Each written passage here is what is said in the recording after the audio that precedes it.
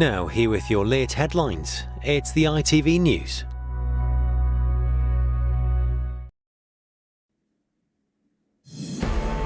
Police believe they've caught Olivia's killer. The Crown Prosecution Service has authorised Merseyside Police to charge Thomas Cashman, 34, with the murder of 9-year-old Olivia Pratt Corbell. It's 6 weeks since Olivia was shot dead in her own home in Liverpool. We'll have all the details from tonight's news conference.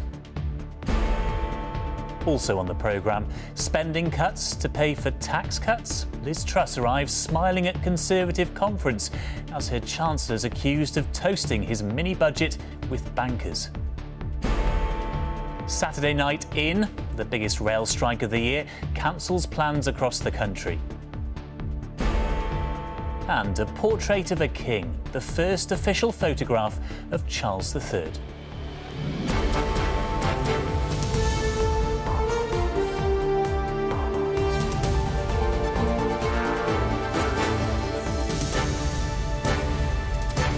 This is ITV News.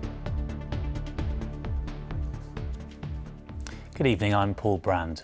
They've spent 6 weeks scouring the city for her killer, appealing to the people of Liverpool to help. Now Merseyside police say they've charged a man with the murder of 9-year-old Olivia Pratt Corbell, who was shot dead in her own home last month.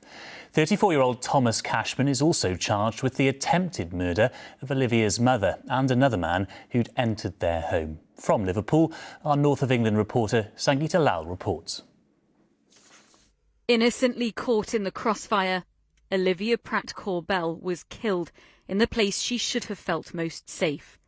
Shot as her mother tried to stop a gunman from entering their home in August. Ever since, her family have been desperate to get justice for their little girl. And tonight, finally, a reason to hope. The Crown Prosecution Service has authorised Merseyside Police to charge Thomas Cashman, 34, from Grenadier Drive, West Derby, with the murder of 9-year-old Olivia Pratt Corbell. The investigation team, with support from officers and staff from across the UK, have worked relentlessly since the murder on the 22nd of August. It has been a complex inquiry which has been supported throughout by Olivia's mum and dad and the wider Merseyside community. Olivia was shot after convicted burglar Joseph Nee was chased into the family's home. Police say 2 guns were used during the attack and at least 5 shots were fired, some of them filmed by neighbours' security cameras. One of these gunshots hit Olivia's mother's wrist, went through her and then fatally hit Olivia. 6 weeks on since that night, police have arrested 11 people in their investigation, but tonight clearly an extremely significant development in a story that has shocked this community. At the beginning of the investigation, we were firm in our commitment to finding all of those involved in this case. This includes the people who have tried to shield and protect individuals, and those who've supplied the weapons, and indeed those who are hiding the weapons used in this attack. Officers say they've had overwhelming support from the public, but they still need help to get justice for Olivia. Both defendants charged tonight will appear in court on Monday. Sangeeta Lal, ITV News, Liverpool. In other news tonight, Liz Truss has arrived at her first Conservative conference as Prime Minister, with speculation there already about whether it could be her last. Still dealing with the fallout of those tax cuts, today one Cabinet Minister suggested they could be paid for with spending cuts. From Birmingham, our political correspondent Carl Dinnan reports. Arriving at her party conference in Birmingham this evening, the Prime Minister said Britain's economy needs a reset. We must take a new direction. But there are worries that that new direction could include real terms cuts in benefits, even as her supporters are trying to sound reassuring. It's very clear that every year the Secretary of State for Work and Pensions sets about a review that looks at where wages are, that looks at all the factors in the economy to set benefits for the following year. And I've seen no evidence whatsoever that suggests that benefits and pensions won't go up in the way that people expect them to. But the government needs to make savings somewhere. Ministers won't commit to benefits going up as quickly as inflation. And in today's Times, the Levelling Up Secretary Simon Clarke said Western Europe is just living in a fool's paradise whereby we can be ever less productive relative to our peers and yet still enjoy a very large welfare state. And this is what the now Home Secretary told me should be the focus of cuts when she was campaigning for the leadership in the summer. I think we need to look at some of our government budgets. I think we spend too much on welfare. There are too many people in this country who are of working age, who are of good health, and who are choosing to rely on benefits, on taxpayers' money. But after last week's mini-budget spooked the financial markets, the government's reputation for economic competence looks pretty mangled. I'm very concerned that the Bank of England had to bail out their decisions within days. 65 billion. Would you normally support the Conservatives? Yeah, I've done. Yeah, for the last 20 odd years. But you don't think this lot's doing a good job? No, terrible now. Yeah, I think I might not vote for any of them. As a Conservative Party member, what do you think that this is all doing to the reputation of your party? I think it's just ruining it. Like, there's no way Conservative Party is winning. Amidst all the controversy that attended last week's tax cut for the richest, it would certainly be a brave decision to follow it up with a benefits cut for the poorest. So, Carl, Liz Truss is having to defend tax cuts for the rich while her Chancellor is facing fresh controversy tonight. Yeah, that's right, Paul. The Sunday Times reporting that after he gave that mini-budget, Kwasi Kwarteng then attended a champagne reception with a group of hedge fund managers in London where he gave a short speech and they, quote, egged him on to commit to his plans. Now, that's controversial because he then went on at the weekend to say there were more tax cuts to come, comments which have been blamed for the subsequent run on the pond, out of which some of those hedge fund managers are believed to have made some money. Now, our source close to the Chancellor says it's absolute nonsense to suggest that he gave them any kind of privileged information. And when it comes to the tax plans of this government, they're hardly a state secret. But this sort of controversy is deeply unhelpful when the Tories are staring at such dire poll numbers. A new poll out from Opinium for the Observer tonight has given Labour another healthy lead, a 19-point lead.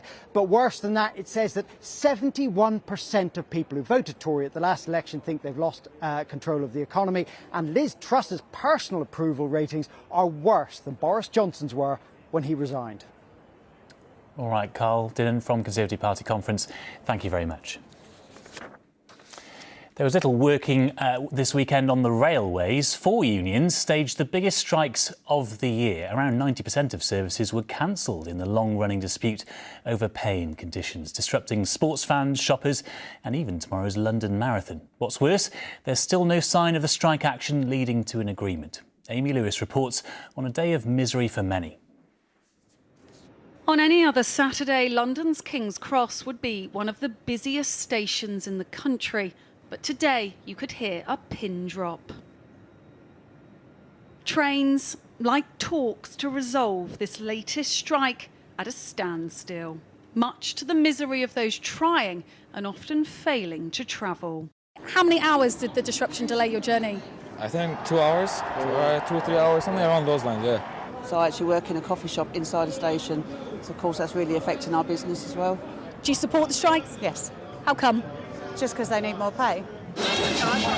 They work for different companies and are represented by different unions. But today, rail staff united in their biggest strike for years.